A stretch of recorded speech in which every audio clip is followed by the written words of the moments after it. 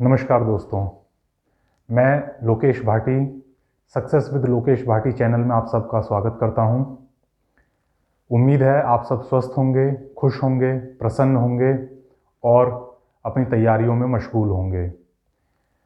जैसा कि आप सबको पता है, एसएससी ने CGL 2021 के लिए कैलेंडर जारी कर दिया है। उम्मीद है आप सब इस बार इस एग्ज़ाम को टारगेट कर रहे होंगे। जैसा कि मैंने अपनी पिछली वीडियो में आप सबसे प्रॉमिस किया था, मैं इंग्लिश लैंग्वेज के लिए पहली वीडियो लेकर के आप सबके बीच में आ गया हूं। तो दोस्तों, अपनी तैयारियों को हम रफ्तार देते हुए ज़्यादा समय वेस्ट नहीं करेंगे इंट्रोडक्शन में। उम्मीद है आप सब ने मेरी पहली वीडियो देखी होंगी, तो आपसे मेरा परिचय उस पिछली वीडियो में हो ही चुका है। मैं मानता हूं कि अब हमें अपना टाइम और एनर्जी दोनों अपनी एग्ज़ाम प्रिपरेशन में यूटिलाइज करनी चाहिए। तो ज़्यादा समय ना लेते हुए टॉपिक पर आते हैं। जैसा कि मैंने अपनी पिछली वीडियो में बताया था कि कॉम्पिटिटिव एग्ज़ाम्स, स्पेशली जो एग्ज़ाम्स एसएससी कंडक्ट करती है, एसएससी यानी कि स्टाफ सिलेक्शन कमीशन,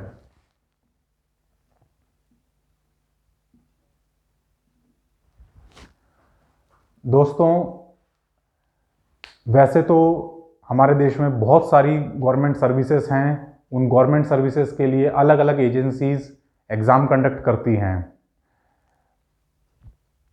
एग्जाम्पल के तौर पर पुलिस फोर्सेस हैं, आर्म्ड फोर्सेस हैं। आर्म्ड फोर्सेस के लिए रेस्पेक्टिव जो एजेंसीज हैं जो कि मिनिस्ट्री ऑफ डिफेंस के अंडर आती हैं, वे एग्ज़ाम कंडक्ट करती हैं। पुलिस फोर्सेस जो हैं वो स्टेट कंट्रोल के अंडर होती हैं, तो उनके रिक्रूटमेंट एग्ज़ाम्स भी वो रेस्पेक्टिव स्टेट एजेंसीज कंडक्ट करती हैं। जैसे कि यूपी में UP I think police personal selection board है। उसी तरीके से बाकी स्टेट्स में भी रेस्पेक्टिव बोर्ड्स हैं। दिल्ली की बात करें तो दिल्ली पुलिस अपनी एक सेल्फ एग्ज़ाम कंडक्टिंग बॉडी है उनके पास, वो ही दिल्ली पुलिस के लिए एग्ज़ाम कंडक्ट करती हैं रिक्रूटमेंट से संबंधित। अब अगर हम बात करें तो आर्म्ड फोर्सेस और पुलिस फोर्सेस के बाद में सिविल सर्विसेज यानी कि सिविल जॉब्स, मैं सिविल सर्विसेज का देखिए एक मुद्दा उठा है तो बात कर लेते हैं कि सिविल सर्विसेज केवल क्लास 1 सर्विसेज नहीं होती हैं। सिविल सर्विसेज में आपकी ग्रुप बी, ग्रुप सी और ग्रुप डी की सर्विसेज भी आती हैं। तो अगर हम बात करें सिविल जॉब्स की,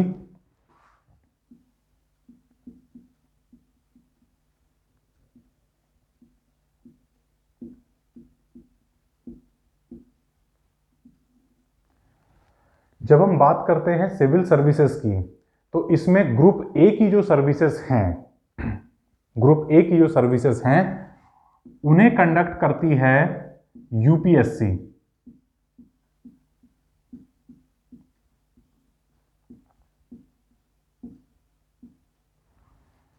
ग्रुप ए की सर्विसेज के लिए एग्जाम कंडक्टिंग बॉडी है यूपीएससी, जबकि ग्रुप बी, ग्रुप सी के लिए एग्जाम कंडक्टिंग बॉडी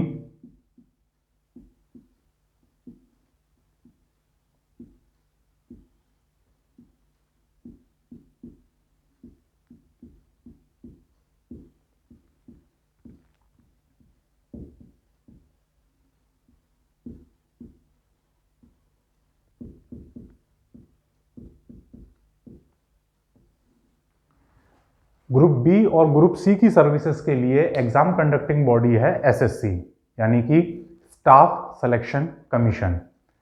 दोस्तों यहां पर ध्यान देने की बात यह भी है कि ये जो सर्विसेज का जिक्र मैं कर रहा हूं, ये सेंट्रल गवर्नमेंट के अधीन आने वाली सर्विसेज हैं। सेंट्रल गवर्नमेंट की जो ग्रुप बी और ग्रुप सी की सर्विसेज हैं उनका रिक्रूटमेंट एग्जाम एसएससी लेती है यानी कि स्टाफ सिलेक्शन कमीशन। अब मुद्दा ये है कि स्टाफ सिलेक्शन कमीशन जो एग्ज़ाम्स कंडक्ट करती है उसका वे कैलेंडर जारी करते हैं, उसका एग्ज़ाम पैटर्न जारी करते हैं, एग्ज़ाम सिलेबस भी वो प्रेस्क्राइब करते हैं कि क्या कुछ टॉपिक से रिलेटेड क्वेश्चंस आपके लिए उस एग्जाम में पुटअप किए जाएंगे।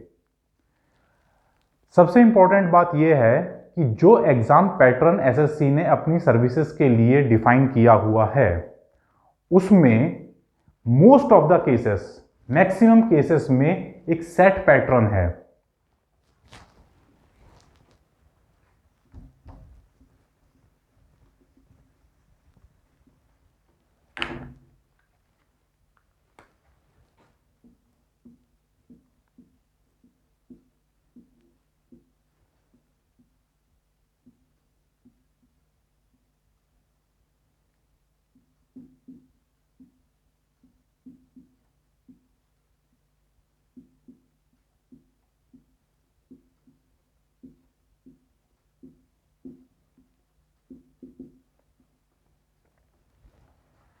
दोस्तों, एसएससी अपने ज्यादातर एग्जाम्स में इन 4 सेक्शंस से क्वेश्चंस पुटअप करती है: इंग्लिश, मैथ्स, जीके और reasoning.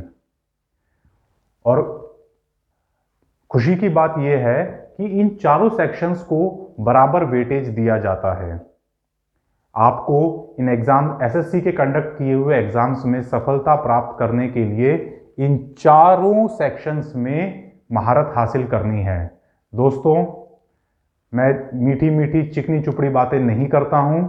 Clear to the point बात यह है कि जब तक आप इन चारों सेक्शंस में महारत हासिल नहीं करेंगे तब तक आप एसएससी की अपनी मनचाही जॉब प्राप्त नहीं कर सकते हैं। दोस्तों, सोशल मीडिया पर आज की तारीख में बाढ़ आई हुई है। बहुत सारे चैनल्स हैं, बहुत सारे जिन्हें कहते हैं कि नए नए गुरु बन कर आ गए हैं, जो आपको इस तरह के वादे करते हैं कि हम आपको रातों रात एसएससी की जॉब में सफलता दिलवा सकते हैं, हम आपको मनचाही ड्रीम जॉब दिलवा सकते हैं। देखिए, रातों रात ऐसा कुछ नहीं होता है। मुझे ध्यान आ रही है कि एक बड़ी प्रसिद्ध कहावत है, एक बहुत फेमस प्रोवर्ब है कि Rome was not built in a day.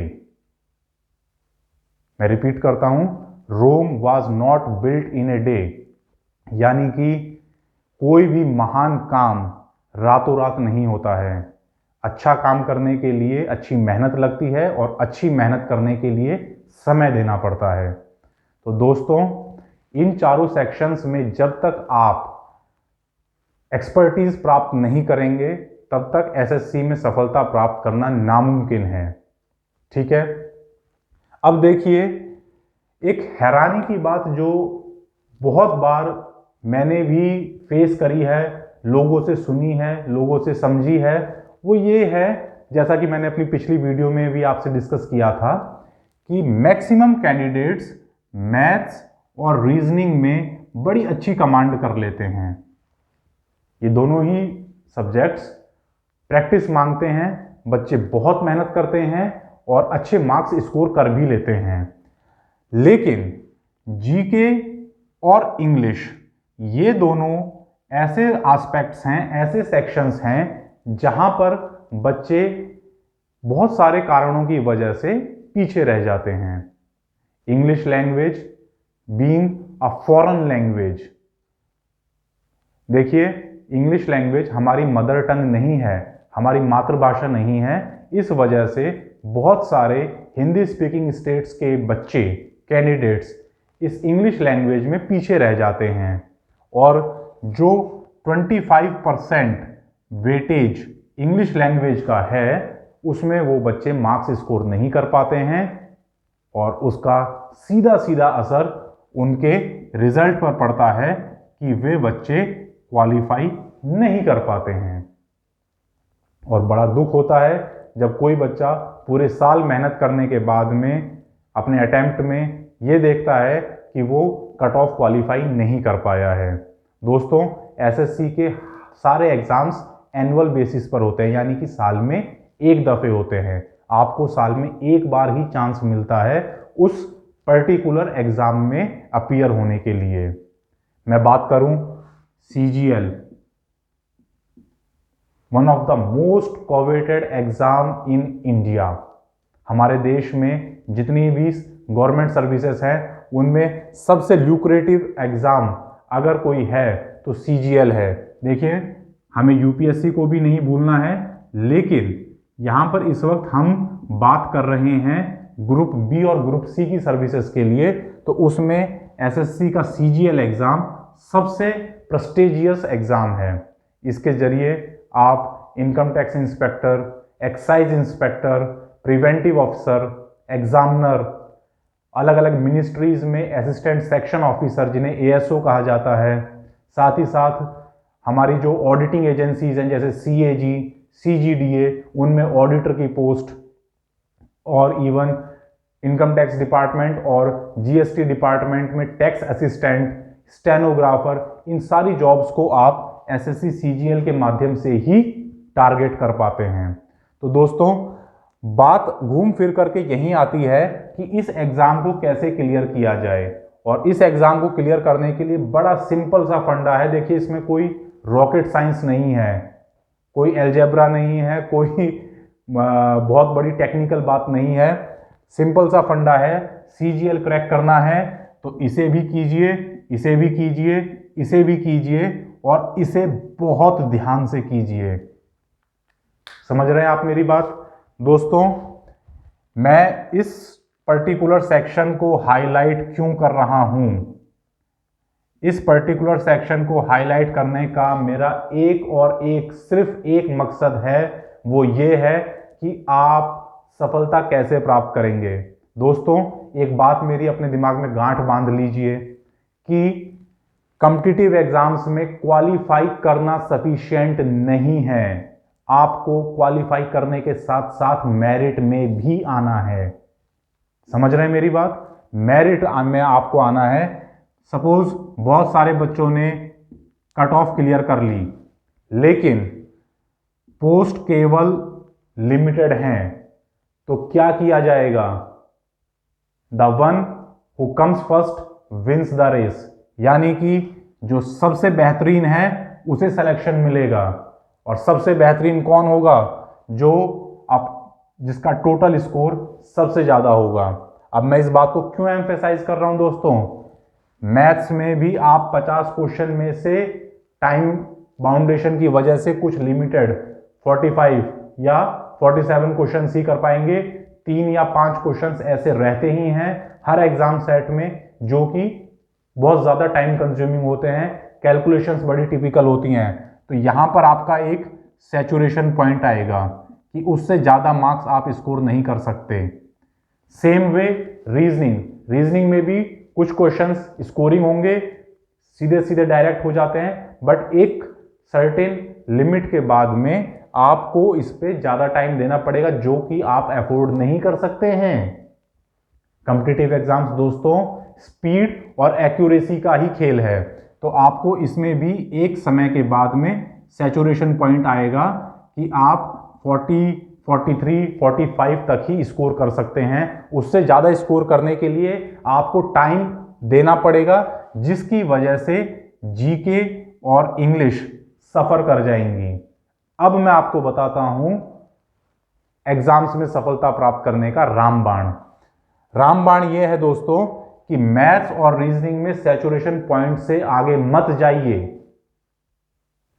जी हां, मैं फिर से अपनी बात दोहरा रहा हूं कि मैथ्स और रीजनिंग में सैचुरेशन पॉइंट से आगे मत जाइए। आप अपने पूरा 2 घंटे का समय पूरी मैथ्स और पूरी रीजनिंग को सॉल्व करने के लिए नहीं दे सकते हैं। क्यों? क्योंकि अगर आपने ये दोनों सेक्शंस पूरे सॉल्व कर भी दिए तब भी आप 100 मार्क्स ही अचीव कर पाएंगे। लेकिन इसमें आपने क्या लूज कर दिया, क्या खो दिया? जीएस और इंग्लिश। अब मुद्दे की बात यह है कि इन दोनों सेक्शंस को आप सैचुरेशन पॉइंट तक कीजिए और इस सेक्शन में मेहनत कीजिए।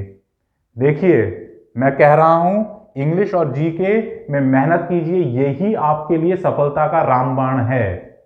पर जीके एक डायनामिक सब्जेक्ट है, जीके कॉन्स्टेंटली चेंज होती है।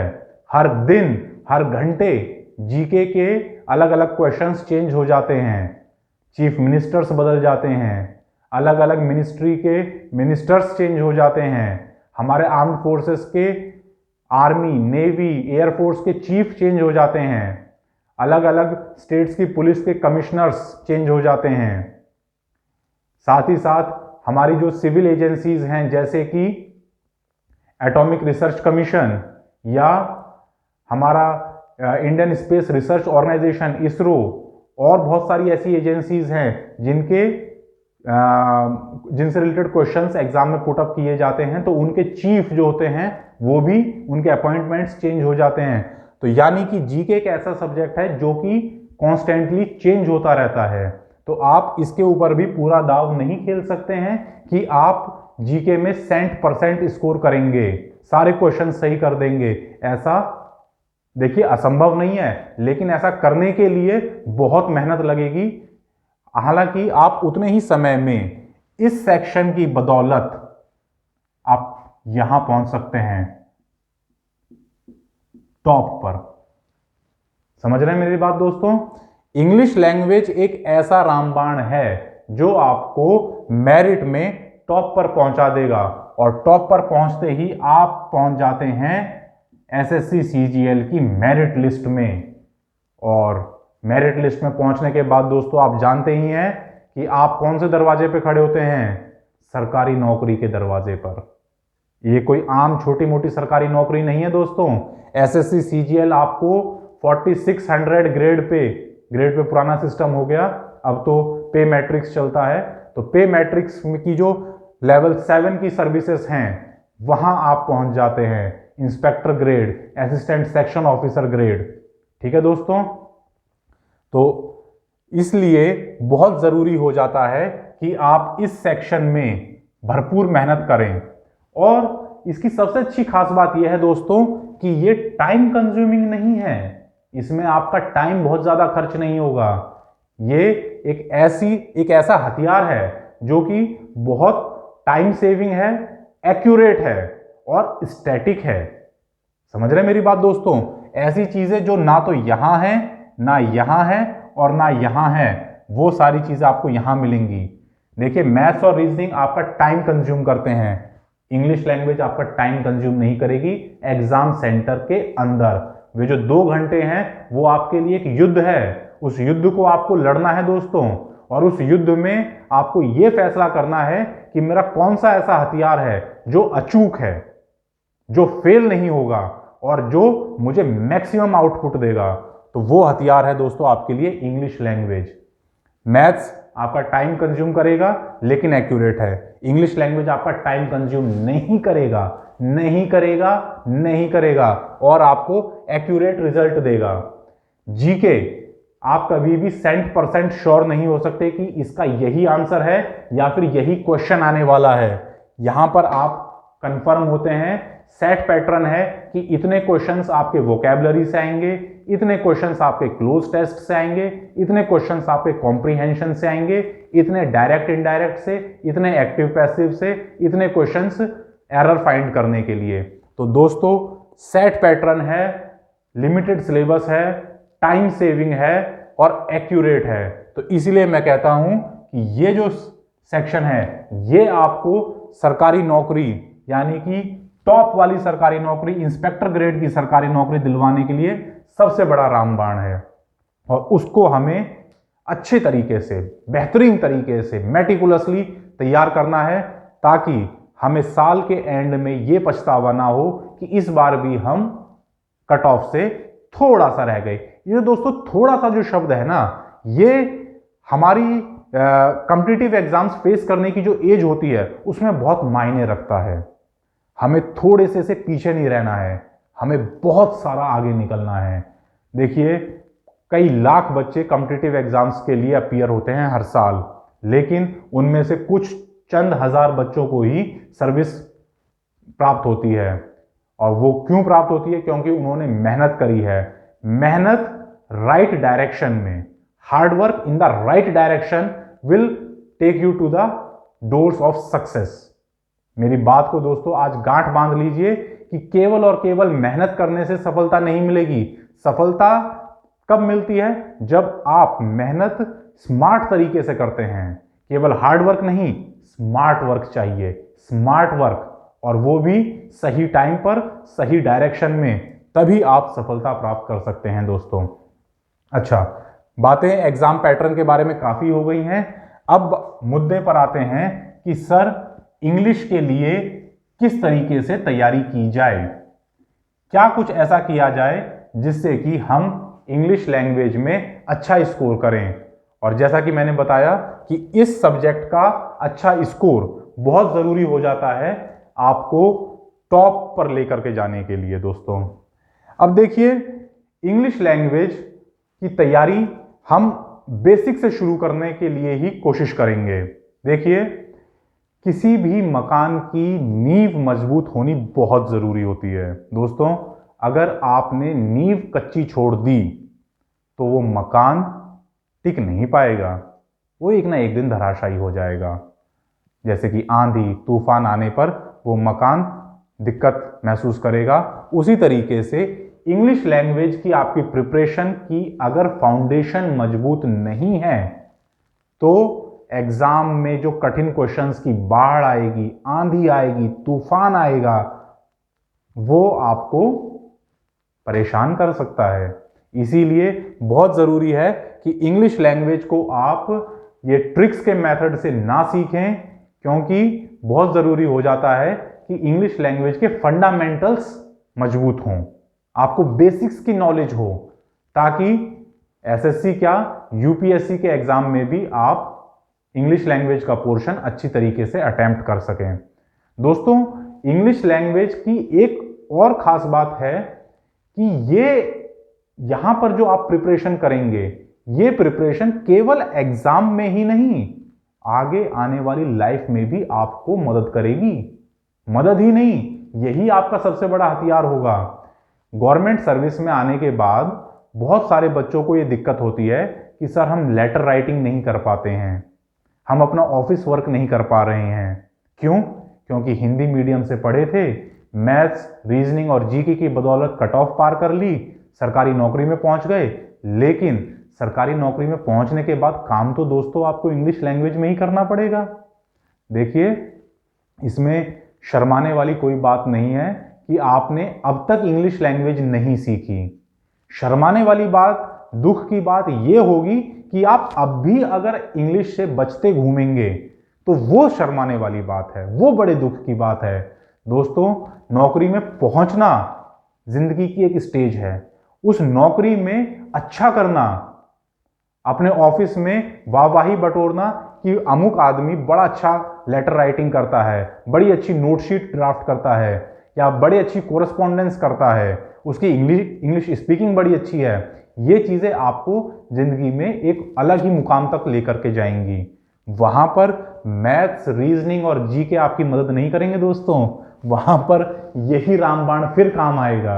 इसीलिए मैं इस पर जोर देता हूं बार बार कि इंग्लिश लैंग्वेज ना केवल कॉम्पिटिटिव एग्जाम बल्कि आपकी पूरी लाइफ के लिए बहुत बड़ा हथियार है। इसे मजबूत कीजिए, इसे पैना कीजिए, इसे धारदार कर दीजिए, इसे इस तरीके से तैयार कीजिए कि जब कभी कोई भी कठिनाई आए आप इस अपने ब्रह्मास्त्र को निकालें और चलाएं और सफलता प्राप्त करें।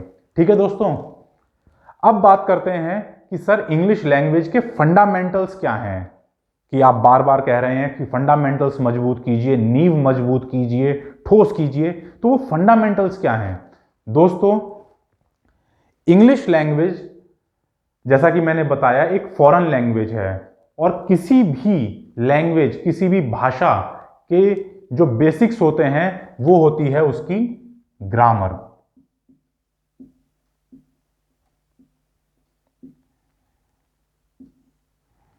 किसी भी लैंग्वेज में आप सही बातें, सही सेंटेंस, सही वाक्य बना सकें, उसके लिए सबसे ज्यादा जरूरी होता है कि आपको उस लैंग्वेज की ग्रामर का ज्ञान हो।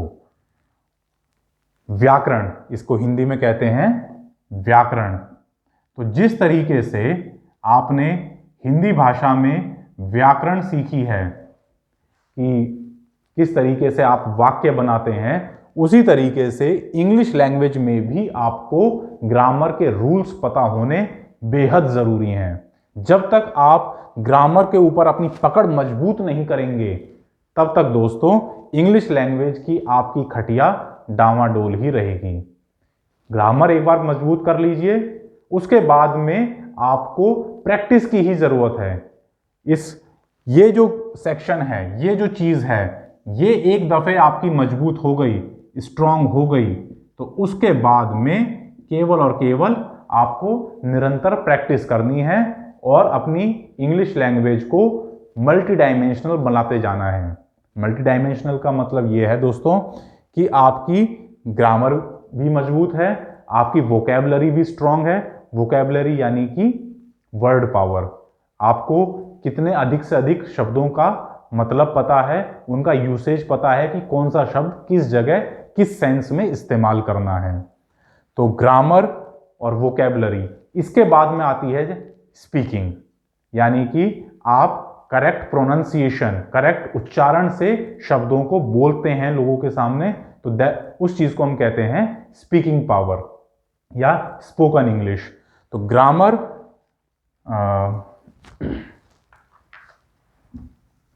आपके लिए मैं एक फ्लो चार्ट बना देता हूं कि ग्रामर के बाद में आपको आना है वोकैबुलरी पर,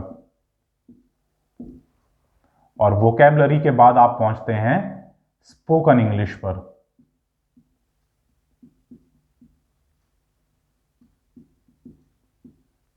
दोस्तों आपको करना क्या है, इन तीनों ही स्टेज में मैं बता देता हूं। ग्रामर में आपको बेसिक रूल्स समझने हैं, बेसिक रूल्स।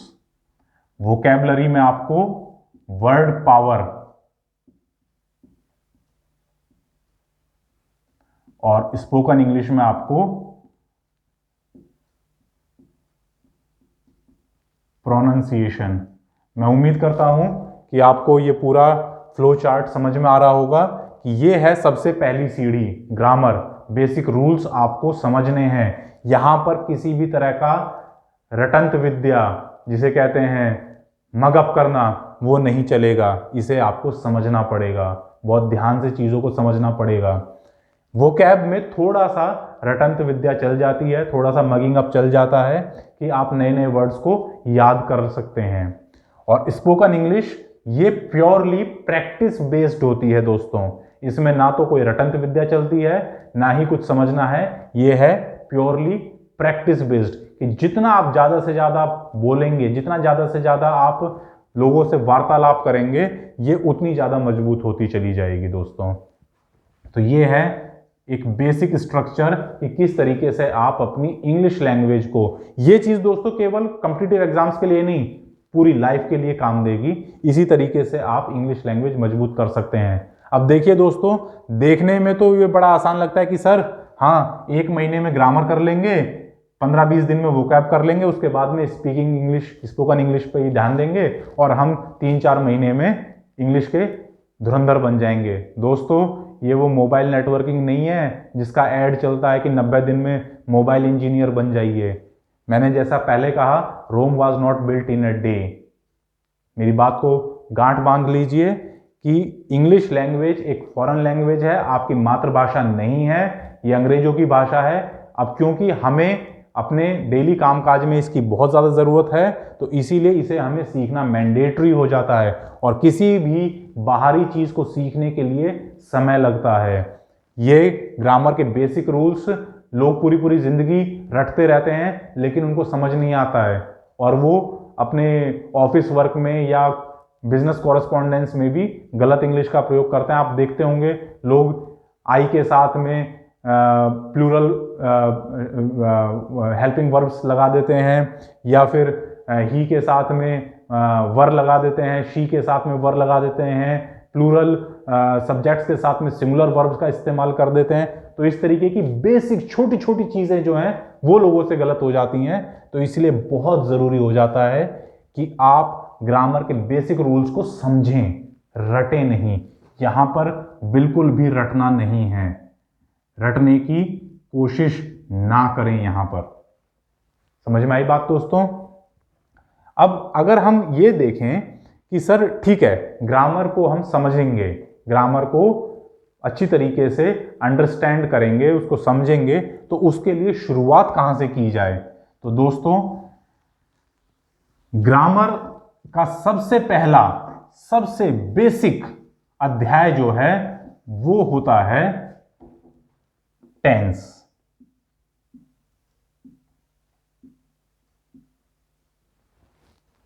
चिंता मत कीजिएगा, ये टेंशन वाला टेंस नहीं है। ये टेंस आपको टेंशन से मुक्ति दिलवाएगा। अगर आपने इसको अच्छे से अपना दोस्त बना लिया तो फिर जो लाइफ की टेंशन है वो सारी टेंशन दूर हो जाएंगी। ये आपको कभी भी लाइफ में टेंस नहीं होने देगा दोस्तों। लाइफ में यहां पर अगर आपने इंग्लिश का टेंस अच्छे से कर लिया तो आपको फिर कभी लाइफ में टेंस होने की जरूरत नहीं पड़ेगी दोस्तों। ये मैं आपको गारंटी देता हूं, क्योंकि ये मेरा अपना पर्सनल अनुभव है, जो कि मैं अपनी पिछले 7 साल 8 साल की सर्विस में मैंने अनुभव किया है कि इंग्लिश लैंग्वेज मजबूत होने की वजह से आपको कहीं भी शर्मिंदा नहीं होना पड़ेगा। और इंग्लिश लैंग्वेज कब मजबूत होगी? जब आपके ग्रामर मजबूत होंगी। और जब आपकी ग्रामर मजबूत होने के लिए सबसे पहली सीढ़ी जो है वो है टेंस का सही ज्ञान। सही ज्ञान। लोग रट लेते हैं कि प्रेजेंट टेंस ऐसे, पास्ट टेंस ऐसे, फ्यूचर टेंस ऐसे, इस तरीके से यहां यूज करना, इस तरीके यहां यूज करना। उसका समझना बहुत जरूरी है दोस्तों कि क्या डिफरेंस होता है। ठीक है, तो सबसे पहली जो टॉपिक है हमारे लिए वो है टेंस।